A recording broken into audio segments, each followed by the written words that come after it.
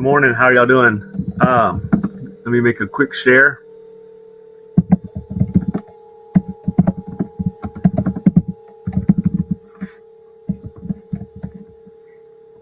All right, so I'm going to share this post in a couple of groups, and we hope that y'all enjoy the content here. Let me go ahead and exit that and make sure this is working well. So in the meantime, let me go ahead and share this page for this new image that I had to correct. And make sure y'all can see it and hear me okay. I'll look at that information. Okay, so this image here is what we're going to be looking at. How are y'all doing? I hope y'all don't mind me having to restart that video. I had to make a correction on the image. I noticed it as I started narrating. So we're going to give this a second run, make sure everything works well. Can y'all see that image okay? It's been fixed. And let me share this to a couple of groups so we can get some people to participate. Good afternoon. Like, share, subscribe. Yeah, definitely. I appreciate y'all. If you like, share, and subscribe, that's certainly very much appreciated. So let me share this here. Groups. I'm just going to drop it in a few. I don't expect a huge following, but we're going to do what we can to get some people involved. We're not going to do that one. Let's see.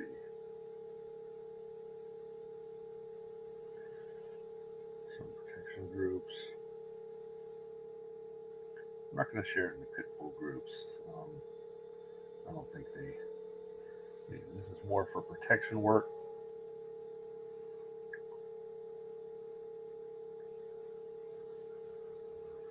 All right, let's see. If y'all want to add it to your page, I would appreciate it. To like, share, and subscribe and whatnot. And oops, I shouldn't have copied that.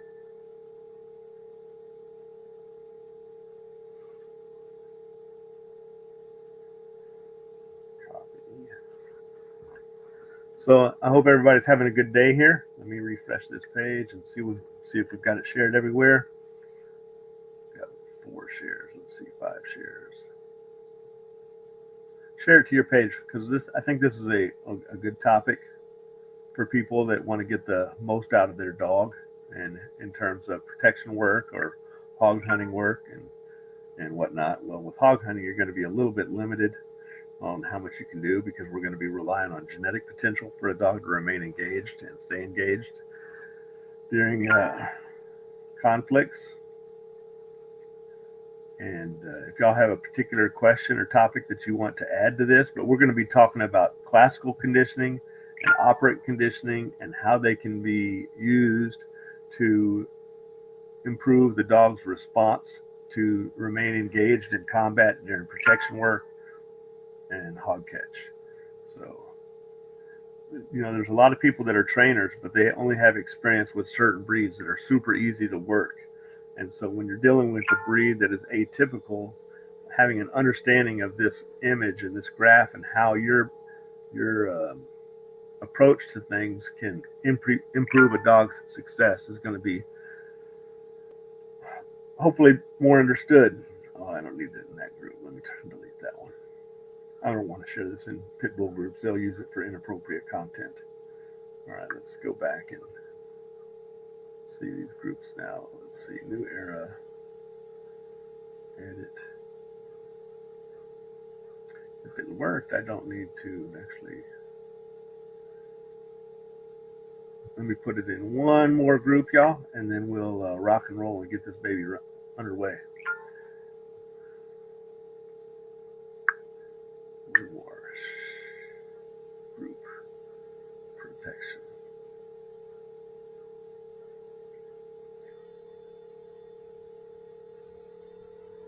All right, so how y'all doing?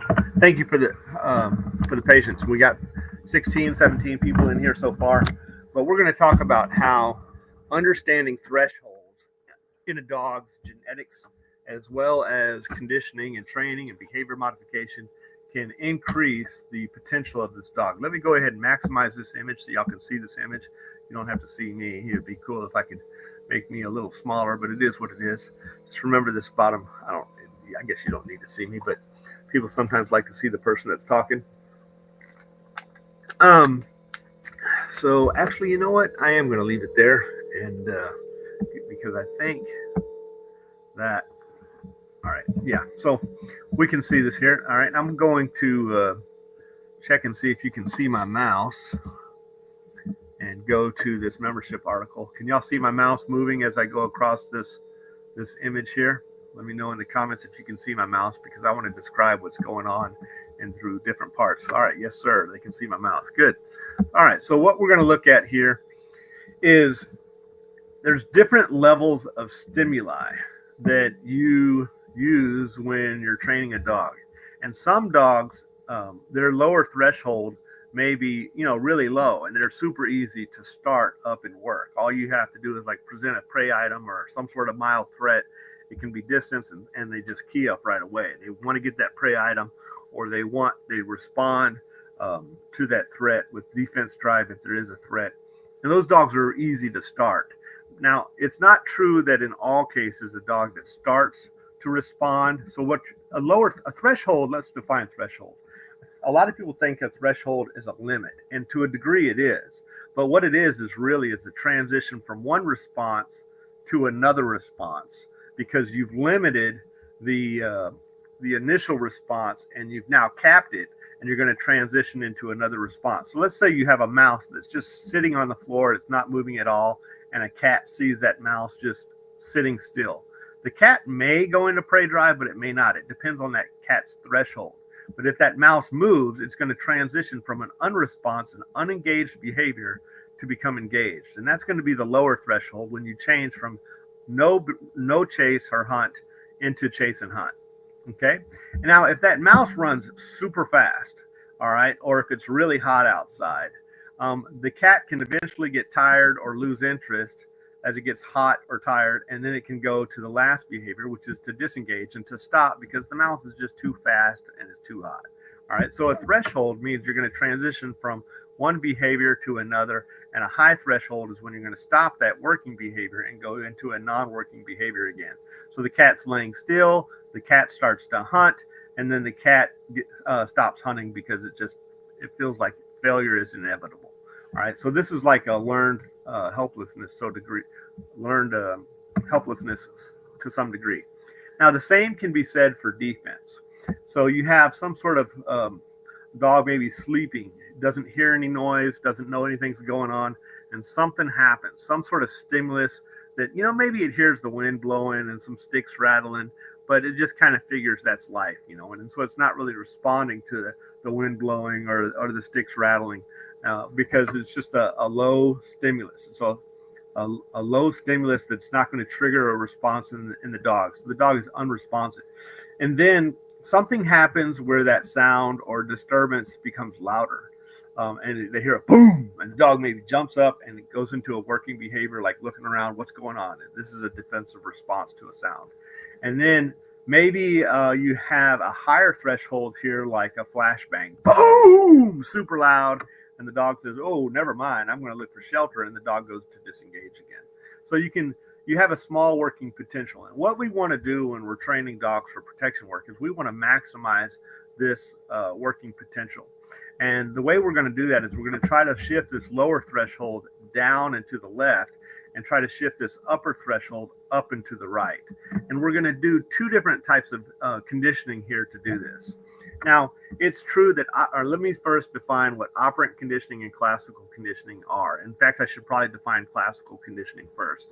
So you've all heard of Ivan Pavlov and the bell. So let's look at Ivan Pavlov. In fact, I'm going to share this tab instead. Not Ivan Pavlov. We're going to look at Ivan Pavlov.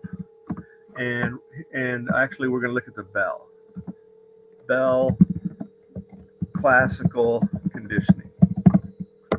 And what happens when you classical condition an animal, let's look at some images here. We'll see that, let's look at this picture here. This is going to, I'm not sure exactly what they're saying here in this picture, but I can explain it. So they might have a different narrative from this image, but it doesn't matter. So we're going to look at this picture here, and you have a dog, some food, and the dog salivates. And if you ring a bell, that means nothing to the dog, and the dog is unresponsive. It hears it, perhaps, but it doesn't mean anything, so the dog's not salivating. And then what happens is you ring a bell and then present the food. And so we're going to associate the bell with the food by ding, ding, ding, ding, ding, and then presence of food. And the dog is going to salivate not because of the bell. The dog is salivating because of the food.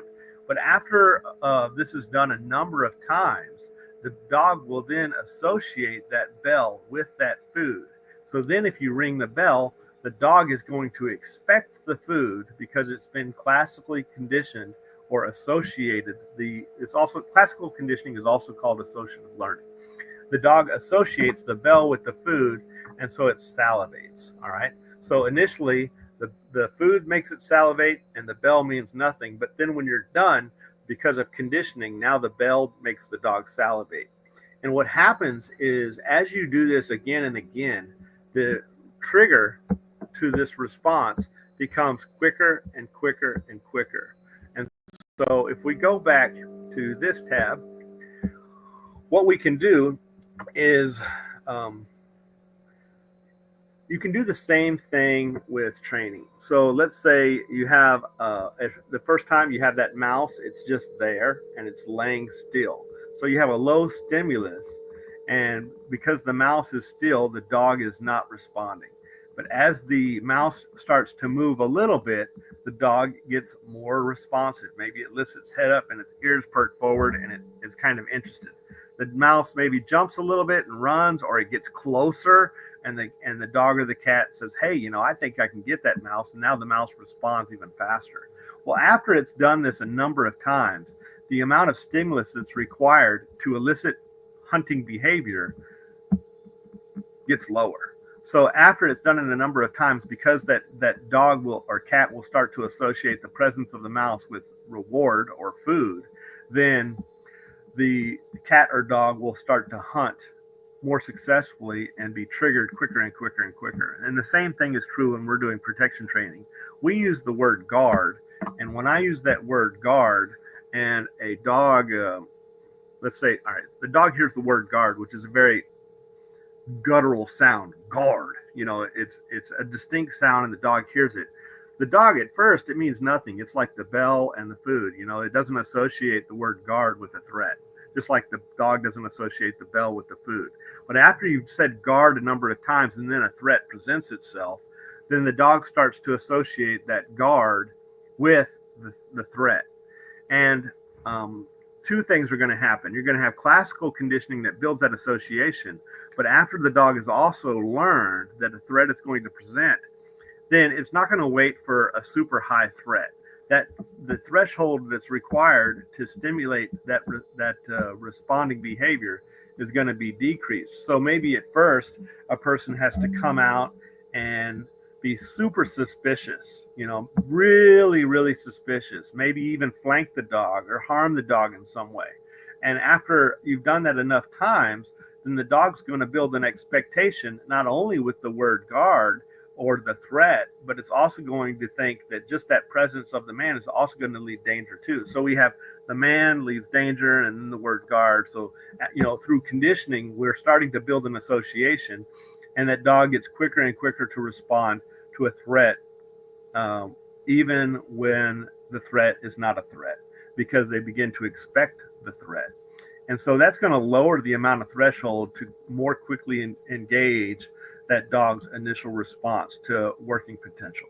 However, the lower threshold can be shifted to the left, so you need less stimulus, and this is how you get a passive attack. So if we look at this video here, I've got a video on my YouTube channel of Preacher Man doing a passive attack. I'll go ahead and show you that. And by passive attack, what that means is we don't need a threat for the dog to respond to a threat.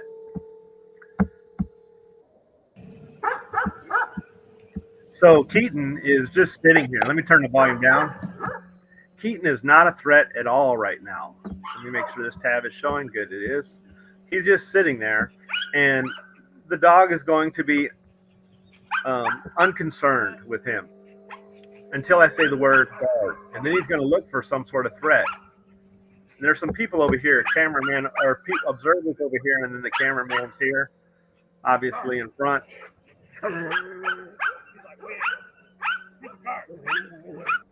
So when he hears me say guard, he's looking for the threat. There's people, like I said, off view on the right-hand side of this screen.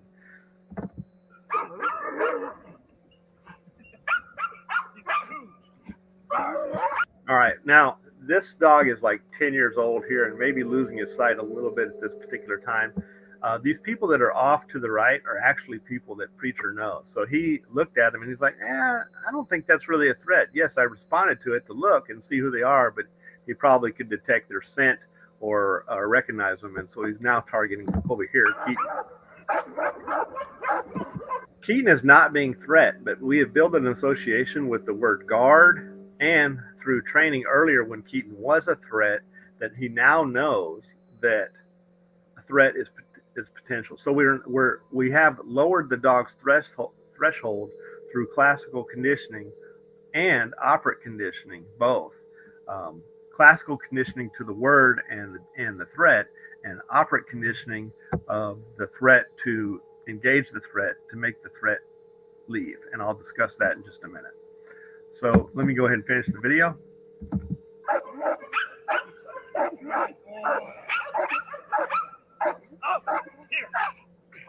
All right, so let's look at this. Watch Keaton just watch his foot. All right, so there he's giving a very mild reward to let the dog know that he is actually addressing the right target. That movement.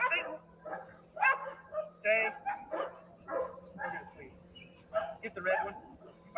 All right, so let's go back to this other screen here. All right, I hope that made sense to you. So through the word and the stimulus, we have built a classical condition response to,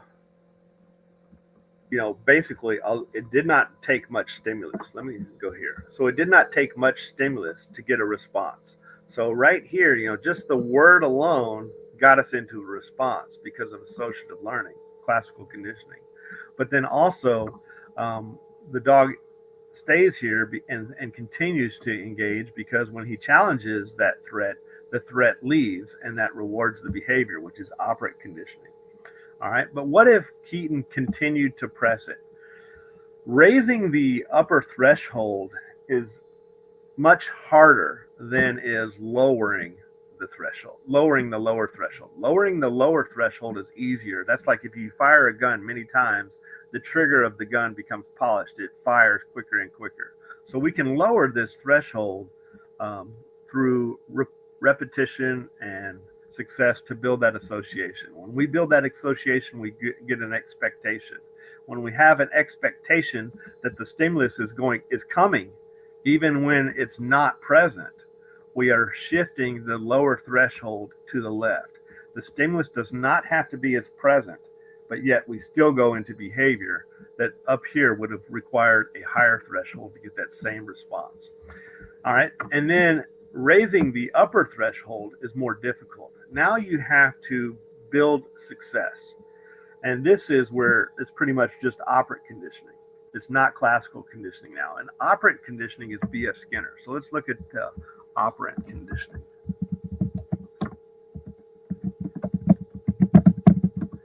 Operant conditioning, let's see if we can find a picture of quadrants.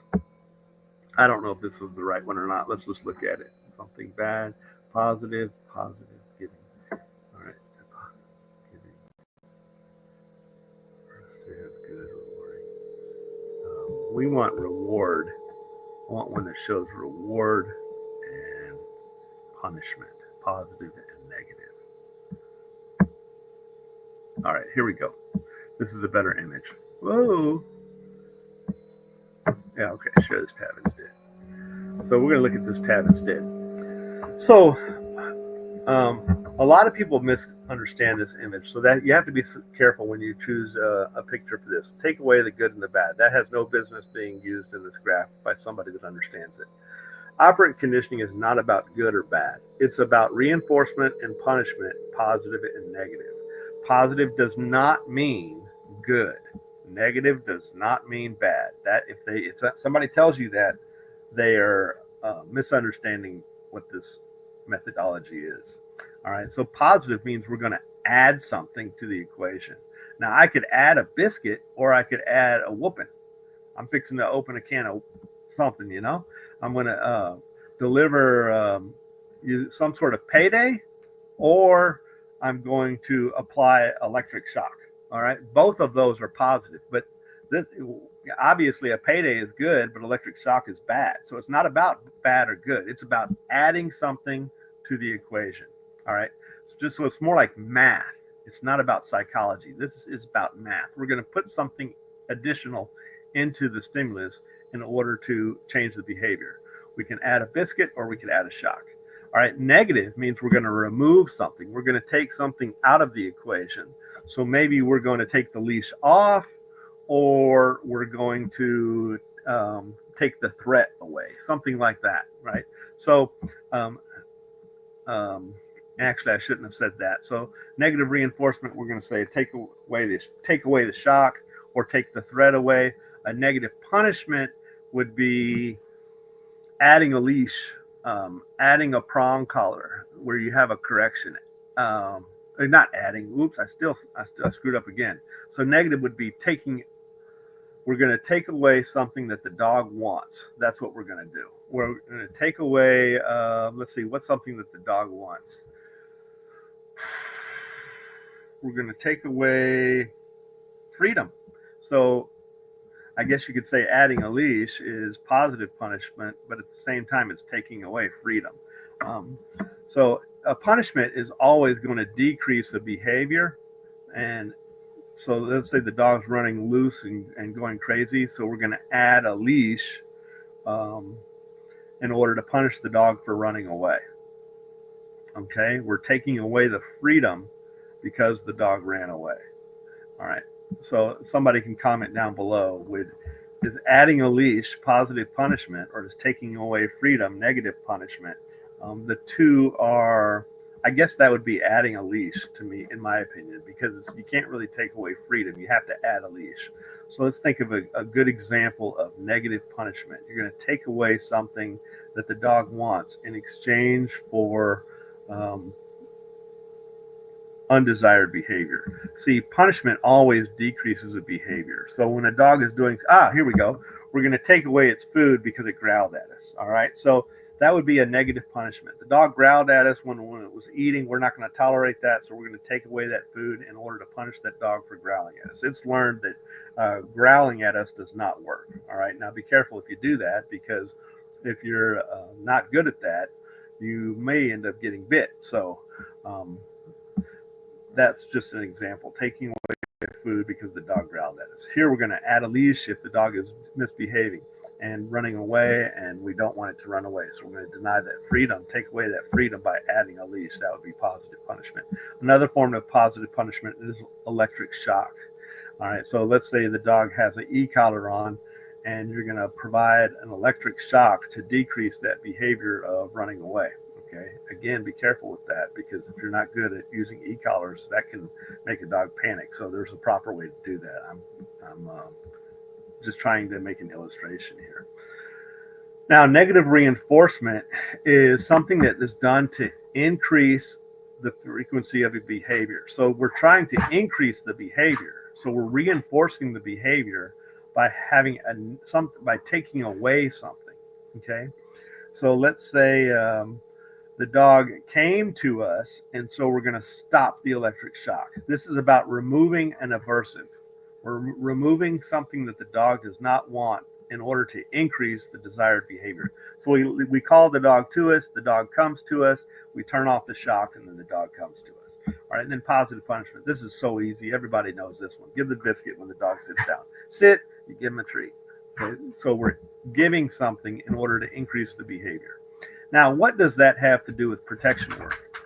So when we're protection training, let me go back to a different tab.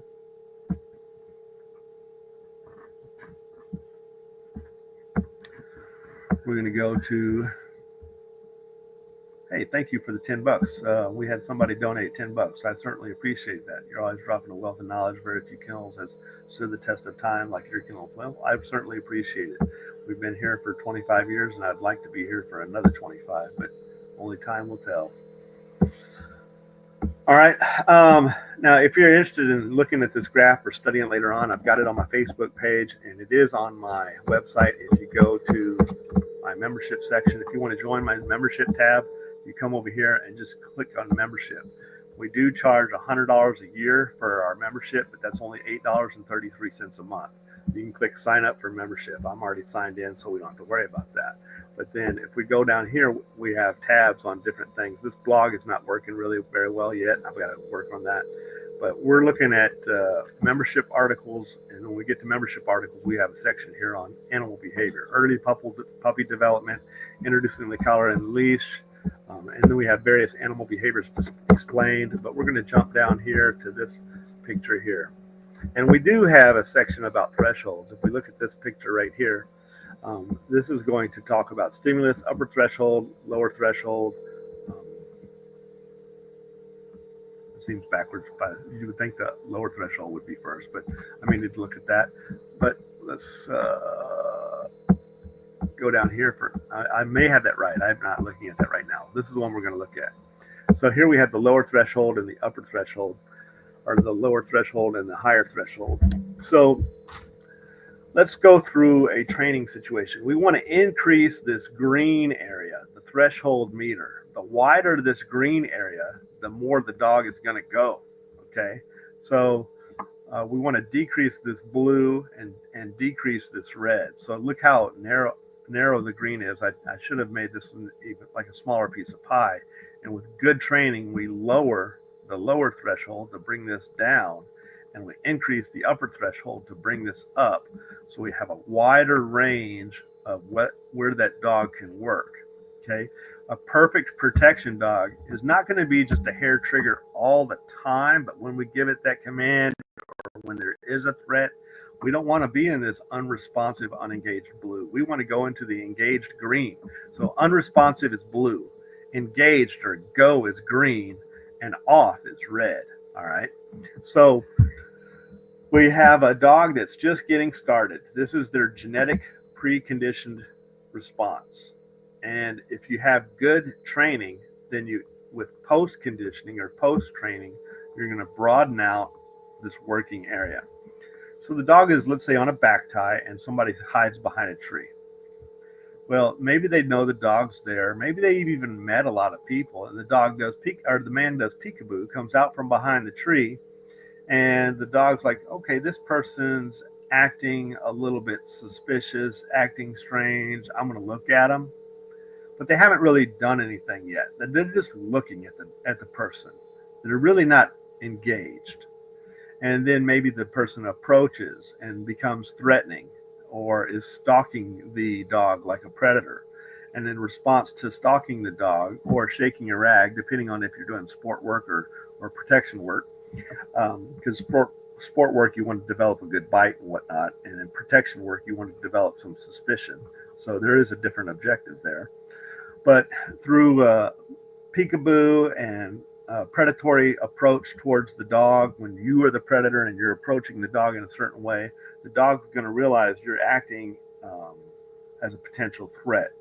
And so maybe that dog jumps up and barks at you or snarls at you or, all right, does some sort of threat display, says, look, I see you and we're going to challenge you. All right. And I'm willing to engage you. Then that person can run away.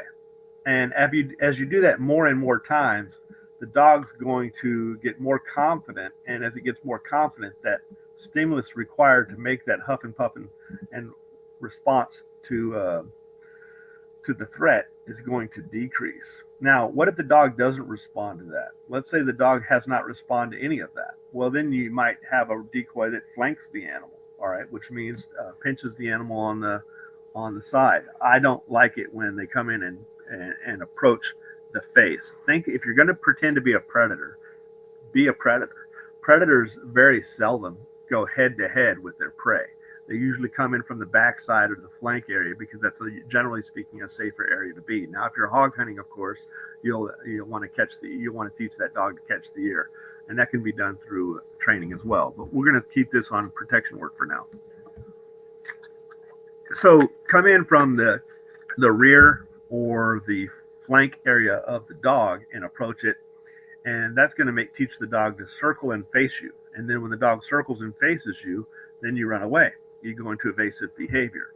And by doing that, you're going to teach that dog that when they confront the behavior, the threat goes away. And so they're going to build their confidence. And again, over time, the amount of stimulus that it takes to get that dog to respond with facing the threat, barking or vocalizing or whatever. I don't like to see a lot of growling, to be honest with you, because growling a lot of times is associated with insecurities and dogs with lower threshold and low upper thresholds, but not always. Sometimes you'll have a dog with a low threshold and a high upper threshold, but usually a lot of times, I wish you could see my hand, usually the two of these are in the genetics before the conditioning. Usually if this is low, then usually this is low, but not always. Sometimes this can be low and this can still be high, but that's pretty rare. All right, but through conditioning, you can change that. This is one reason why dogs that are super game, a lot of times with very high upper thresholds, a lot of times their lower threshold might be high also. And so some people might say, well, I don't like a dog that's got a super game and super prey driven because they're so confident with people, it takes a lot to tick them off. All right, now we're getting into what's called a cold dog. All right, now we have game dogs, cur dogs, and cold dogs. And nobody wants a cur. A cur is a dog that starts, but it quits early. So that means you have a low threshold and a high threshold. So the dog barks and engages and growls and snarls and hackles her up and it shows its teeth and it's like, it looks really vicious, right? But because that lower threshold is really low, a lot of times the high threshold is low also. So we've shifted this whole thing way down here. So we have a small blue area, a small green area, and then a huge red area because the dog's just a cur. It's a coward. It's all fear and it's insecure. All right, I don't want a cur, and anybody that wants a protection dog should not want a cur. A dog that is an ideal protection dog should have a large green area. So next, you're going to have your average dog. Let's take your average service dog. Let's say like a Malinois or a German Shepherd. A Malinois and a German Shepherd, they tend to be probably very much like this curve, right? This is just a bell-shaped population distribution. Maybe when you're first getting started, you just do peekaboo. You maybe occasionally have to flank one, but not very often, and then they go to work. But because the Malinois and Shepherds are not real true gladiators, it's really difficult to raise their high threshold to a stimulus called pain. When they are in pain, they may quit. Or when they're super hot or super tired, they may quit. When they're super dominated, they may quit. Because it's difficult to raise this upper threshold. It can be raised to some degree, but you're going to have a genetic limit to how far you can raise that upper threshold. And this is one reason why I like true gladiators, like the American Pit Bull Terrier and various Mastiff breeds. Now, not all Mastiff breeds are going to have a high threshold. A lot of Mastiffs, in fact, have low thresholds and high thresholds. Relatively speaking to a dog like a game-bred American Pit Bull Terrier. The game-bred American Pit Bull Terrier, their lower threshold on average may be higher than like a Malinois or a Mastiff breed when it comes to human aggression. So maybe this lower threshold is up here and the higher threshold is way up here. All right.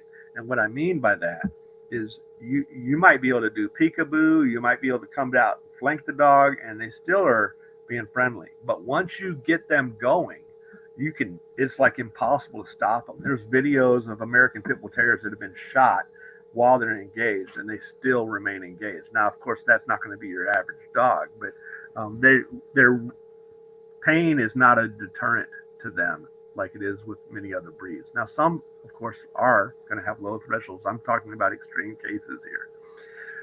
Well, through conditioning, if you can lower that low threshold, and some of them do have a low threshold. Again, we're talking about generalities here. But if you can lower that low threshold of a dog that has a high genetic potential, now you're going to increase that dog's working ability. This green area becomes wider. And so this green area becomes wider and you have a greater working potential. And this is why I like gladiator dogs. So the goal is to lower the lower threshold through classical conditioning and associative learning, where they don't need a big stimulus to engage, and to raise the upper threshold by rewarding their engagement by having their challenge or their prey become the dog is victorious. The dog is victorious by making the threat leave or yield, subdue, go passive, and the dog is able to end that threat. Or maybe it's a hog and the dog eliminates the threat by killing the prey, or not threat, eliminates the prey by successfully hunting and terminating. Then you're going to terminating the prey's survival. So if the dog catches the hog and it kills the hog, the dog's going to obviously build confidence from that. All right. So let's see. In the title of this video, let me make sure I covered everything. We titled this video Drives, Thresholds, Classical Conditioning, Operant Conditioning, Curs, Game Dogs, and Cold Dogs. So let me make sure I explain Curs, Game Dogs, and Cold Dogs. So a cur is going to be a dog with a low threshold and a low high threshold. They respond really quickly, but they quit really quickly. That's a cur. A game dog is a dog that responds quickly, but doesn't quit. Okay, so there's like no upper threshold. The low threshold may be down here. When they get started, they start really quickly, and they get polished like that hair trigger. So the more work that they've done, they associate this means engage. And because they're a game bred American Pit Bull Terrier or a game bred dog that has that no upper threshold, then it stays green with no upper limit. This upper limit becomes really suppressed. And then you have a cold dog. A cold dog is a dog where the lower threshold is really high and the high threshold is almost always like off the charts. They have no self-defense whatsoever.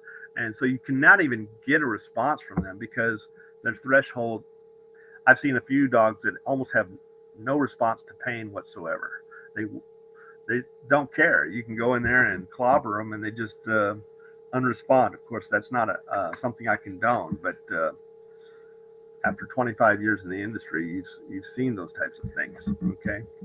So what's the perfect animal? The perfect animal is a dog that has a low threshold, low enough that you can condition it to turn on, and a high threshold that's way up here that it's going to be almost impossible to eliminate. And by doing that, you have a dog that turns on and remains turned on, and you're basically like building gameness. Now, there's going to be a genetic limit to this upper threshold. Like I said, if you have a cur, you might be able to take a dog from here to here. Maybe you can get the Chihuahua to bark, and maybe you can get the Chihuahua to maybe even nip the heel, but it's stupid to turn a Chihuahua into a protection dog because one good boot and it's over. And that dog's going to not be able to shift up. In fact, that higher threshold might even start to shift less and go down because that Chihuahua learns this does not work. All right, so on some breeds, they're both going to shift to the left. All right, so you don't want to ever shift the higher threshold to the left. You want to always shift the high threshold to the right, and you do that through operant and classical conditioning. All right, let's see here. Let me close this tab and look at the comments. I hope that was more clear than mud. It's sometimes hard to say some of these things. If you have any questions, let's see what they are.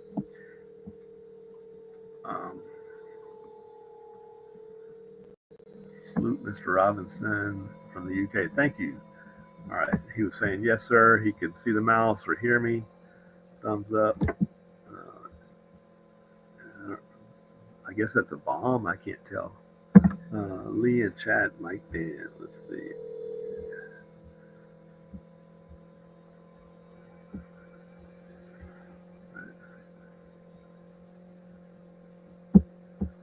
Had to tap in some real Real game. All right.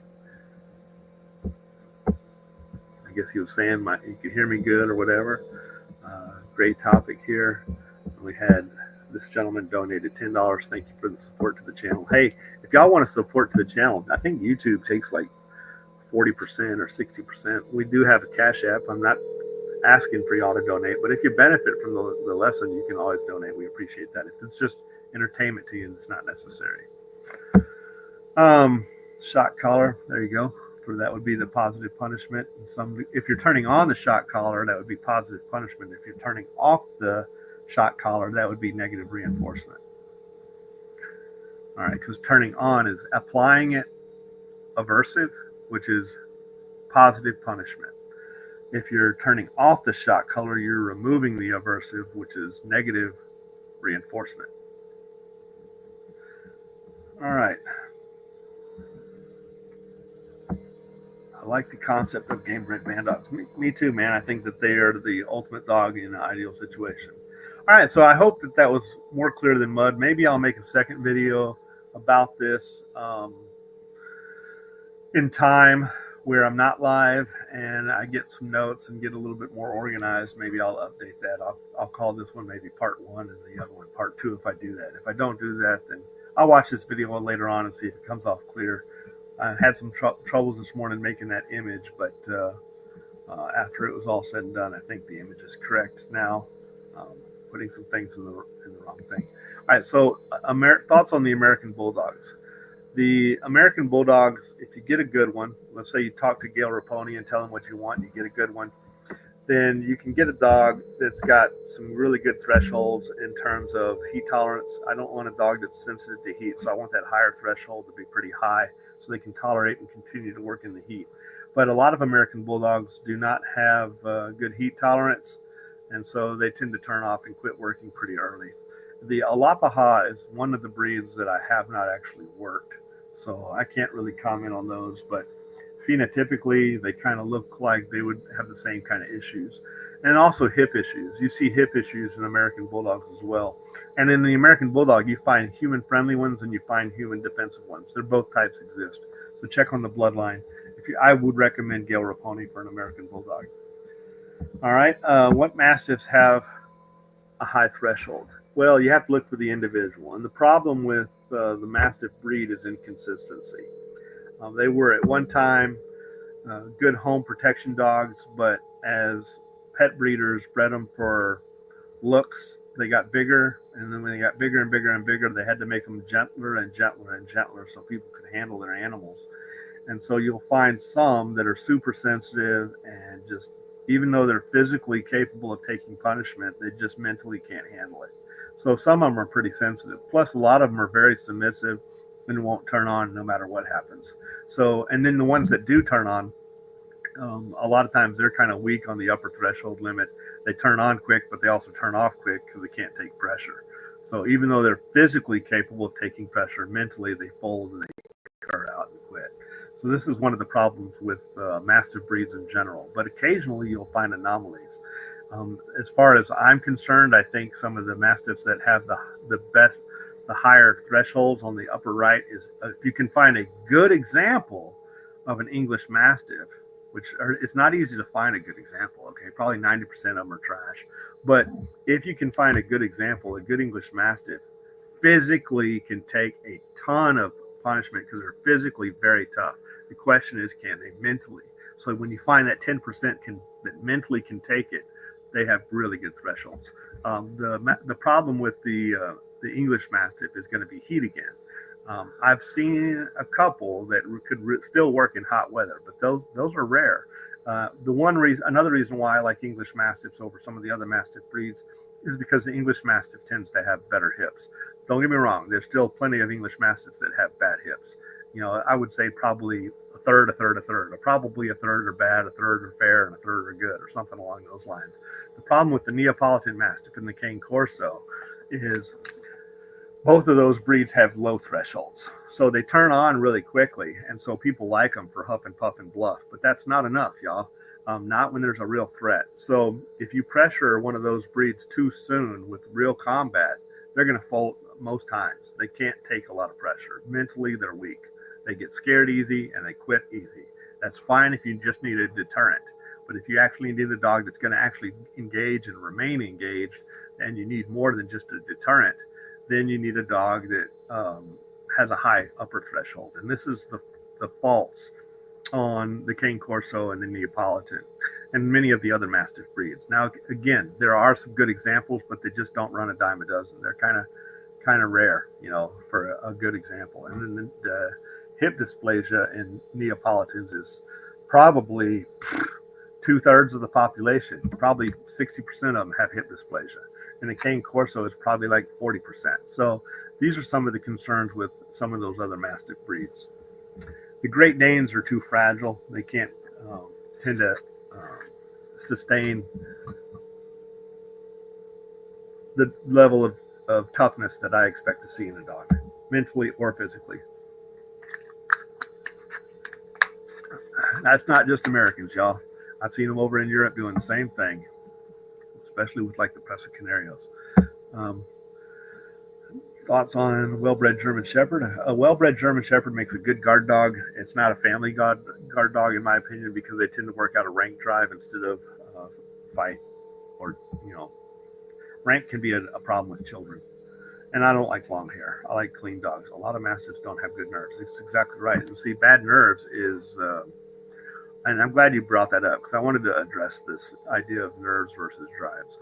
Bad nerves makes a dog easy to start, but it's also easy to quit. And a lot of those dogs, if they're environmentally nervous, they shut down because of the environment. So nerves are a concern, and you see that again with Neapolitans and Cane Corsos. And this is one of the reasons why they bond super tight with their owner, is because they have insecurity on their own. They don't have any type of independence. And a dog that doesn't have any types of independence is because it's drawing its confidence from the owner. And so if you remove that owner, a lot of times those dogs will fold. So while that dog may look like a great guard dog in your presence, when you're gone, those dogs can a lot of times be pushed into avoidance easier than you expect them to be. If you don't believe me, go watch that video on my channel called Protection Dogs That Fail. There's a lot of those. Most of those are Mastiff breeds that when pressed, they look for the back door. All right. But as far as nerves go, let's look at the drive versus nerve theory. If in the protection world, especially in the sport world, let's address the sport world. In the sport world, you'll find people saying they want super unlimited nerves, dogs that are never ever nervous ever at all. And then when they're drives, they like them high. But if they were to rank drives versus nerves, let's say this hand is drive and this hand is nerves. The sport world wants like super high nerves. They want the drives to be high, but if they're not even, if one is higher than the other, they'll take the higher nerves over the drive. I get it, and I understand. And that's because they don't want any type of environment to turn that dog off. However, in the protection world, it kind of, in my opinion, should be the other way around. The drives should be a little bit higher because you want enough nerves. And I don't mean nervous and insecure. I just mean not unlimited. Something needs to trigger this dog to engage a threat. All right. Because if nothing's ever a threat, they're only going to work out a prey. So if something, you need something to trigger that threat. So you need just a little bit of sharpness. And this is where a lot of your good protection trainers will know. You do need just a hair of nerves in some cases to make the dog a reliable engager. Now, you don't want so much that they look for the back door and become unreliable in that sense. You just need enough to get them started. But you don't need a nervous dog for that. Okay, you don't want a nervous dog for that. You just want them just so they're not like golden retriever happy with everybody. Okay, so they do need a degree of discretion, so to speak. And in this case, I like a dog with like unlimited drive. So if the drive is like unlimited, then once you turn them on, you never get to the upper threshold because the drive just blows through it. They can keep going and keep going and keep going. You just need enough nerves to turn them on, but not so much that they're nervous with the environment, not so much that they're nervous without you. So you just enough to turn them on. That's it. And so that a lot of people call this like sharpness. You want just a hair of sharpness where they have some degree of discretion from friendly or unfriendly. And if you have a dog like that, you can do anything. You can do sport work, protection work, sensory work, etc. And then I like a lot of prey drive too. All right. Lee, I own ASC's Goose. How do I safely take him to the vet for a checkup? He's never been around strangers. Well, muzzle the dog if you don't know. So just go ahead and muzzle the dog and take him out and see how he does, and teach the dog no, teach the dog sit, teach the dog some obedience, and then you can have the dog comply. And as he complies with that, hey, I'm glad you stopped by. If you're still in Mississippi area, holler at me. I need to catch up with you. I tried to contact you one time and I lost your phone number or something like that. So holler at me privately when we're done, and we'll see if we can help you out on that. I like Goose. He's a nice dog. He did very well in his first evaluation. So I know it's been a couple years now, so I expect him to really excel. If y'all want to see Goose, I think we have a video of him on our YouTube channel, and that was his first time out. All right. 30 years ago, I saw a 49-pound female pit destroy a Neapolitan Mastiff. 13 minutes they had, and the Mastiff had a bad reputation. All right. I'm sure it's supposed to say Mastiff, meaning apparently that Mastiff had a reputation of being a tough dog, but nope, they can't compare. How come not the Bull Mastiff? The Bull Mastiff is fine if you get a good one. Some Bull Mastiffs have rank, and I don't like Bull Mastiff. I don't like rank drive, I should say, around children. But if you get a good Bull Mastiff, they can be fine. Make sure stability is part of the breeder's equation. Let's see. A well-bred band dog for guard security is number one. I agree. I think that's the best. A good Mastiff with good thresholds is Tibetan, but they can be hard to turn off and control. Well, you want to be able to control them, and you also, who wants that hair? I don't want all that hair, not at my house. And in Mississippi, they would be looking for a shade tree. They may be good in a cold environment, but not when it's 100 degrees for 2 months of the year and 80 degrees for 8 months of the year. Yesterday it was 74 degrees and it's January. A week before that it was 16 degrees. So we have pretty wide ranges here in Mississippi. In the summertime it may be 80 to 110. In the wintertime it could be in the teens to the 70s. So that's crazy. All right. Dogo Argentina, I think you're good. I think a good American Sentinel will outperform a Dogo Argentina any day of the week, but I get it. The different strokes for different folks. I also don't like white dogs. I think white is not good camouflage, and if you look at military and tactical SWAT and things like that, I think it's important that our protectors have a degree of camouflage. And for hunters, predators are not white either unless they're in an Arctic region. And then you have deafness and blindness associated with white, and cancer. I knew a guy that had 5 Dogo Argentinas. Butch Capel had 5 Dogo Argentina. All 5 of them got cancer, skin cancer. All right. Yes, I've dropped off of all social media. YouTube is primary anymore. Okay. All right. Thank you. Look forward to hearing from you. I think that's the guy with Goose, by the way. So I thank you. Once described Vlad as being a bit handler sensitive and otherwise great dog. Could you clarify what you mean by that? Vlad astounds me. So like by handler sensitive, what I mean by that is if I correct him, he's not going to be corrected by the decoy. The decoy can do or the agitator, the helper, so to speak. You can go in there and an agitator, he was not pain sensitive to that. And he wasn't mentally sensitive to a stranger. He doesn't care what some stranger says. He'd screw you. You're not my boss. You're not my family. You're not my pack member. I'll destroy you if you try to destroy me or threaten me or whatever. So Vlad was good in that regard. The problem with Vlad was if I wanted to do obedience and maybe I snatched a collar too hard and to tell him no, like when he was doing something he shouldn't do. And then after I corrected him, I wanted him to do something else. Like, let's say, come here, boy. And maybe he would come, but he'd come like, I'm sorry. And he would apologize for too long. So it was hard to get a happy-go-lucky demeanor out of him because he was really wanting my approval all the time. So the smallest correction would make him over-exaggerate his apology, so to speak, if that makes sense. And we were never heavy-handed with him. He's just sensitive. A sensitive dog that's to the handler, you never want to be heavy-handed with that dog, because who wants a dog that's always apologetic? You want your dog to be confident and enjoy you.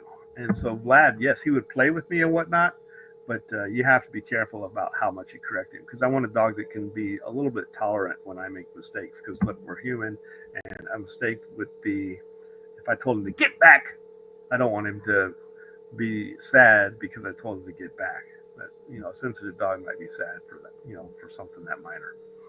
Thoughts on the Bully Cuda, Central Asian Archaka. The Bully Cuda is a dog that I don't know anything about really, except for what's online. You and I can both research the Bully Cuda, and you hear all kinds of reports from like Pakistan and whatnot about how awesome these dogs are. But be careful what you hear, because you hear the same things about the Kangals and the Central Asian Shepherds and how hard the Kangals bite. That's a bunch of baloney. Bite meter stuff is nonsense. Is the dog biting in prey? Is the dog biting in defense? Is the bite meter in the front of the mouth, or is it in the back of the mouth? Is it touching one tooth, or if it's touching three teeth? Obviously, PSI goes up with the less contact. The further back in the jaw, the further back in the jaw, the higher the PSI. The less contact, the higher the PSI, because PSI is not bite force, it's bite pressure. Now, if you have a force dispersed over a 1 by 1 foot, 1 foot wide, 1 foot long square, think about a snowshoe. You're walking on snowshoes, you have the same force applied. Now take the same thing and walk on ice skates. You have the same force applied. It's your body weight in both cases, but the pressure changes. And that's what happens with bite meters. If you have a smaller contact area for the same force, the pressure goes up. So this bite meter stuff is just complete hogwash. It's people making up numbers in most cases, but it depends on why the dog is biting, where it is the jaw, how many teeth are touching it, and the dog's will. Some dogs will want to bite harder than others. So you can have two dogs of the same breed and one bite harder than the other because of their genetics. Just because they're the same breed does not mean they're genetically the same. And also their training and the handler and whatnot. So you have training that's done in the home accidentally, just because you live with the dog and you teach it things when you're living with the dog. And then you have training done on the field that is done intentionally, that is going to modify that. And then you have the genetic potential. So, a lot of the stuff that I see from some of these countries overseas, they make these ridiculous claims that a person that's unexperienced will not know the difference, but a person that is experienced will very clearly see hogwash. And so while I personally don't have experience with the Bully Cuda, the information, I take it with a grain of salt, because what I do know, what they say about some of these other breeds are hogwash. The Central Asian Shepherd is a livestock guardian. I don't want a livestock guardian that's bred to work independent. I want a dog that likes to be part of the pack, not outside of the pack. I want a dog that's with my family, not on its own. So you want a degree of independence so they're not insecure without you, but you still want a lot of pack instinct where they like to be with you. And the Central Asian Shepherds, while some of them may have that, that's not really the norm of the breed, because they're not bred to work with people. They're bred to work independent. And you want the dog to be happy for its selected task. So they had to breed them that way. So they'd be glad to do that task. If they were a Central Asian Shepherd or a Kangal had a high pack instinct, they wouldn't be guarding the flock. They'd be hanging out at the house. Okay. Goose is the son of Vlad, and he is very handler sensitive also. Yeah. But he excelled when we worked him. He did good. So he's not sensitive to you. He's sensitive to, he is sensitive to you, but he's not sensitive to me. If I do something to him, he'll tag me. Well, we know that already. You can tell when a dog man knows what he's talking about. I like listening to Triple J. He breeds good hog dogs. Triple J is somebody I've heard about. I've never talked to him. If I have, I didn't know it. I wouldn't even know him if he walked past me. So, but that's all fine and dandy. Goose takes very mild corrections. He wants to please his owner. Yep. I'm a big fan of Scratch. The footage I've seen of him working is awesome. Yeah, his teeth are kind of gotten messed up now that he's a little older, and so I'm probably not going to be working him much more, but he is just a phenomenal dog, and we plan on breeding have quite a bit to make sure we preserve that blood for the future. Overcorrection is the biggest concern with the sensitive dog. Yep, he's talking about Goose. Overcorrection from the handler or family. Don't have to worry about it from the agitator side. He doesn't care what the agitator does. If I put pressure on him, he just wants to come at me harder. What's the best conditioning I can do to keep my puppy confident? Don't force it. I've seen people do some foolish stuff like throw pots and pans on the ground, and they end up scaring their dog because they're overstimulating the animal. It needs to be, some of it's genetic, but some of it's acclimation. So start off with mild stuff and be progressive. You go from A to B, B to C to D, and you slowly build it up. So let's say I wanted a dog to become confident under gunfire. I wouldn't start off with AR-15, 5.56. Even though there's plenty of rifles that are more powerful, the 5.56 is really pretty loud because it's got a lot of pressure and a small barrel, and you get that pop. The bigger the barrel, usually the more bass and the less concussion that has for this equal pressure. So if you want to get a dog used to working around an AR-15, don't start off with an AR-15. Start off with a whip and be running away when you crack it the first couple of times. Then do a 22 blank, running away, firing it a couple of times. Then eventually, while the dog is working a grip, have pressure on the grip while you fire the gun. So the dog has an internal conflict. Maybe that first time when you fired that blank, the dog was thinking about possibly, did that scare me? But he has a conflict of, but I want to stay in hold. So he's overcoming the stimulus because he wants to stay in hold. And then you build that to a higher degree. And when the dog is super successful at that, you don't progress to the next level until you've mastered the previous level. This is one of the problems with our school system, our education system. They let people pass with a 61%. If the guy that worked on your car could only fix 61% of the car, are you going to let him work on it? The answer should be no. You have to know 100% before you touch my car. If you don't know how to screw in a bolt 100% of the time correctly, then don't mess with the bolt. I don't want you cross-threading it. I don't want you under-torquing it. I don't want you over-torquing it. If you cross-thread it, you run the threads. If you under-torque it, it leaks. If you over-torque it, you strip it. So or break it off. And then that's even, all these are bad cases. You need 100% success before you progress to a more advanced level.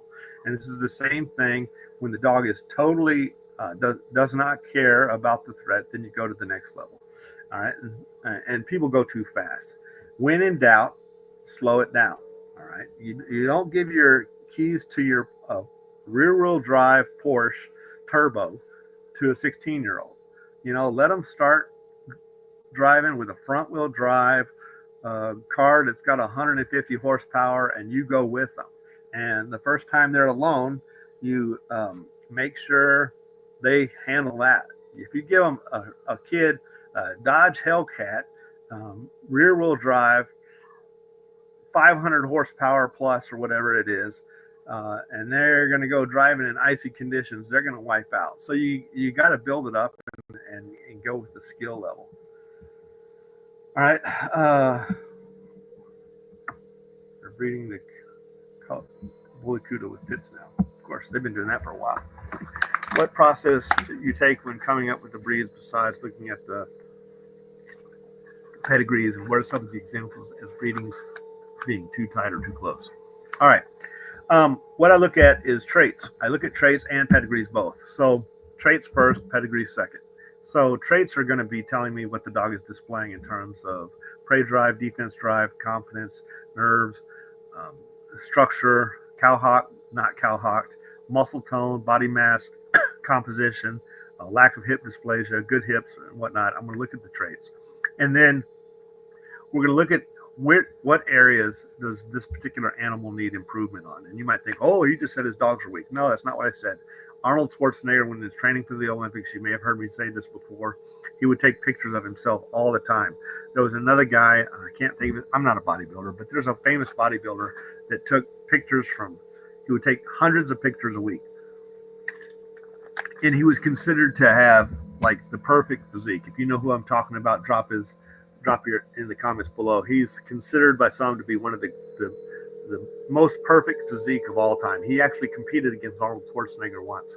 Um, and I think he beat him, but I'm not 100% sure. He was a much smaller guy than Arnold, so Arnold would win a lot of times on body mass. But this guy, I think, beat Arnold once. And he talked about how many times he would take pictures from different angles so he would know which poses to make and also which areas of his body he needed to work on. You have to be critical like this. And so when you're looking at an animal, having a good eye to find some area that could be improved, even if it's great, you want to make it better. And to pursue perfection. Perfection does not exist, y'all.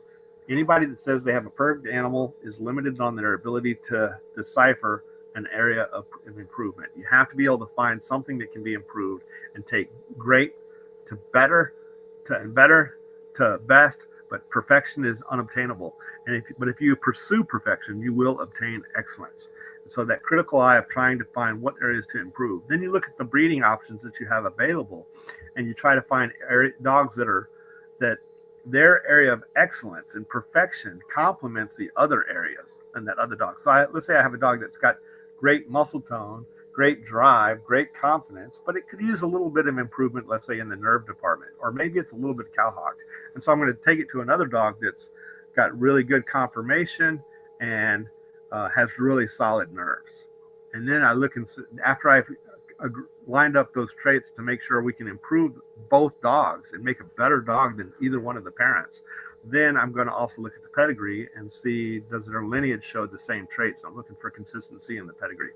And then as far as being too close or too tight, you want some degree of relationship. There's a guy named Lloyd Brackett that talked about a formula of 5, where let the father of the father be the grandfather of the dam on the dam side. Now, personally, you hear that a lot now, the Brackett's formula of let the sire of the sire be the grandsire of the dam on the dam side. But if you actually study Mr. Brackett's work at all, he really wasn't just a proponent of that formula. That formula is overstated. What he was really interested in is line breeding and inbreeding to a high degree of coefficient of relationship without having a high degree of coefficient of inbreeding. So you want a high relationship without the inbreeding being too high. So you have to have some inbreeding, but not so much that it's too high and you're going to get genetic defects. Because remember, when you inbreed a lot, you're not only concentrating the good, you're also going to concentrate the undesired. So it's a balance there. You want to go as tight as you can until you have issues. And if you have issues, then you got to back up a generation and and do an outcross so it's not too close. As long as the inbreeding, you don't have to go as tight as you can, because if you go as tight as you can, some people think, oh, breeding tight makes it better. No, it doesn't. Breeding tight makes it more consistent. And if you started off with crap, you're going to get a lot of crap. If you started off with greatness, you're going to get some greatness, and then some of the detrimental traits are going to start to show up. But through selective breeding over time, you eliminate those detrimental traits, and then you continue to work on capitalizing on those desired traits and making those desired traits more prolific, a higher allelic frequency of what's desired and a lower allelic frequency of what's undesired. And then you can line breed or inbreed on that, and until you see a loss of reproductive success. Maybe you have a reduction in litter size, or if you see something else that's detrimental, then you can outcross and eliminate that. Okay, so you want it tight enough to get consistent, but not so tight that the litter decline or pregnancy and whelping is gone. And look, sometimes a dog's not going to get pregnant, and a lot of people might think,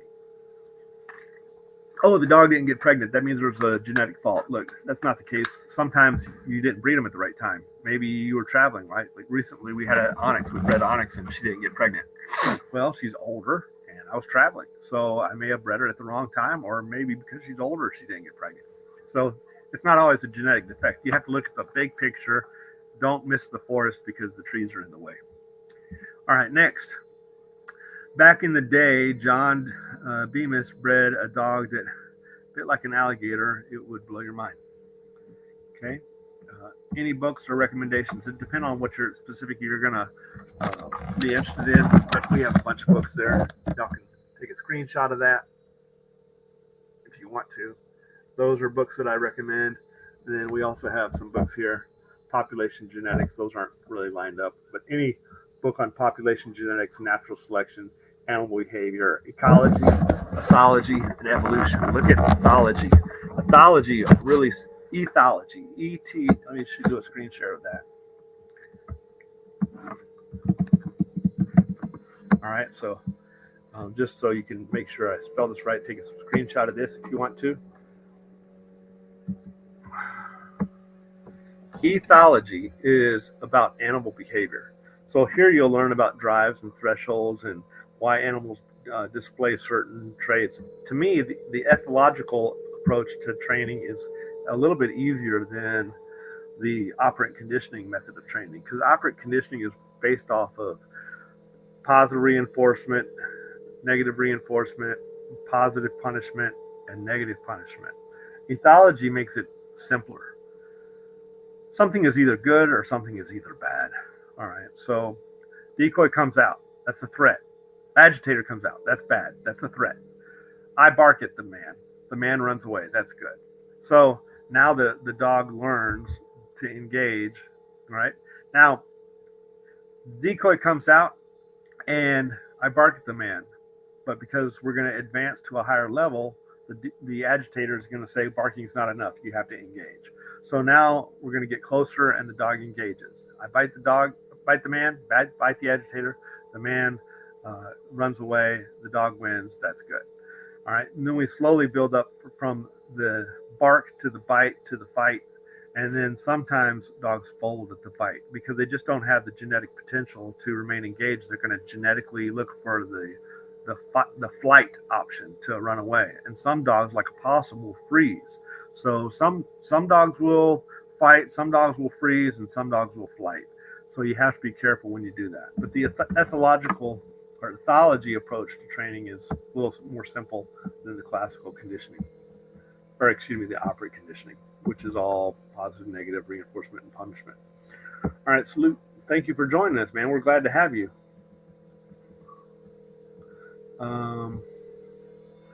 You probably take a lot of crap from people that breed cane corsos. Not really. There's good cane corsos. Just like there's good Neapolitans. They're just not a dime a dozen, you know. When you find a good one, they can be great, but there's just not a lot of them. And I think a good breeder, look, check out NWA Cane Corso. A good breeder is going to tell you what I said. If you have a good breeder of cane corsos, they should be objective and assess the traits that are found in their breed and know what they're dealing with and breed accordingly to fix those weaknesses and enhance those strengths. So like I said, good cane corsos do exist. So a good breeder is going to find good cane corsos and breed the good cane corsos and not breed that crap, right? The same, don't act like coals don't exist. Coals exist in every program, including my own. So you have to take that with a grain of salt. It's just a matter of percentages. We want to minimize the number of coals. Thoughts on the boar bull in protection? Depends on the breeder. Find a good breeder, you'll be fine. A good boar bull is capable of doing it. Personally, I've heard of some good boar bulls, but personally, it's not like it's a very popular breed. I've only worked a few, and the few that I had prey drive, but they didn't have defense. But I do know that some have defense.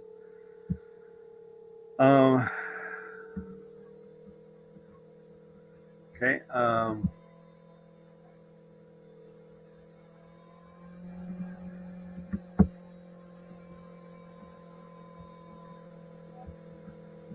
Yeah, I'm not talking about Joe Weider. I'm talking about another guy that was actually another bodybuilder. Best century 8 dog I've ever raised. Well, Preacher would be up there for sure. Justice would be up there, really good. Scratch is century dog as well, but Scratchworks is a little bit different than Preacher. Scratch likes to fight, but he will fight anybody he doesn't know. So in that aspect, he's good. Preacher worked off of prey and defense, and he would transition into fight, but he would start off with defense and transition into prey and fight. Scratch just goes straight into fight. Onyx is another good century dog. Cobalt is a good one. Chewy is a good one. Chewy and Onyx and Scratch, they pretty much go straight into fight. How much for one of your male puppies? I'm too old for a rambunctious dog. Okay, so you're probably going to want a lower energy dog with not as much prey drive. And we don't breed a ton of those. We have some, but the ones that are that way may or may not fit your need. You may look for if you like a calmer dog. Our dogs go anywhere from 1,000 to 2,500. Sometimes, occasionally 3,000 or 4,000, but most of the time they're 1,500 to 2,500. If you're serious, holler at me. We'll get to know your needs a little bit better, and if we have the right dog for you, cool. But if you don't really like a rambunctious dog, understand I do like high energy dogs, so our dogs may not be the right fit for you. Thank you for taking today's session, Mr. Robinson. It's really instructive. Portables work well in a pack. Most don't have a lot of stamina or heat tolerance to perform at a high level individually. Thank you, Lee. Royal Secretariat could not register the merit if his life depended on it. Thanks. I know you've mentioned gameness traits and most challenging to capture. How do you maintain civil aggression and loyalty while adding so much pit bull? Selective, using the right dogs. So if I have a dog that's super social, a pit bull that's super social and is friendly to everybody and not just loyal to the family, but friendly to everybody, then we can look for the ones that are a little sharper, or we can breed them to a sentinel that's very sharp. So it's about balance and selective breeding over time, and don't necessarily think that everything's going to be fixed in one generation.